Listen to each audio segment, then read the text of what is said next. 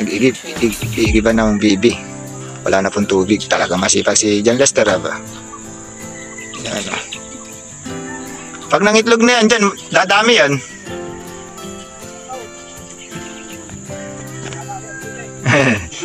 Ayan, para ano. Dapat sa umaga nilalagyan mo rin dyan. Kasi naliligo yan, kaya nauubos agad eh. Kaya pagkatapos niya mananalbos naman yan. Ang uulam niya raw.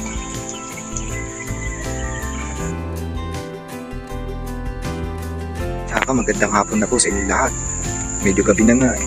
Kaya pagkatapos niya po magdilig ng mga tanim na salay, sitaw, ano po tanong alokbati, labanos.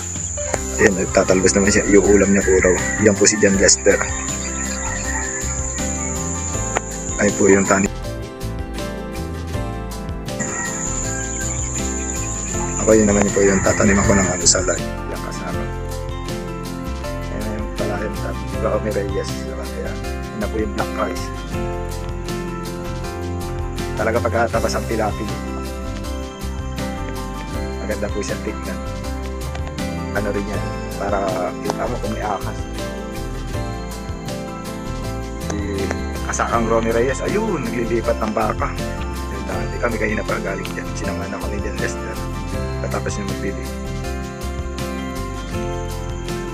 Ito naman yung alagang bibi ni John Lester. Dalawa na para ako, yung isa iniram niya kita Boy Hobson. Medyo bata pa kasi isang barako eh. Pwede na yata mangitlog din yung babae. Kaya mga tanim dito eh. Kamuting kahoy, kalabasa. Yan. Yan ulam mo yan. Yan. Pampalakas. Yung sito medyo maedad na pero may kapalit na rin na tanim doon.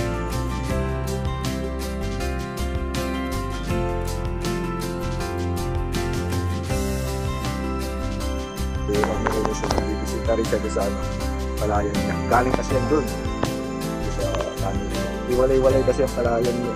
Parang sa akin 0.6, 0.4, 0.2. Maganda sa mga isang hektarya. 2 hektarya na magkadikit lang. Hindi ka napalipat-lipat.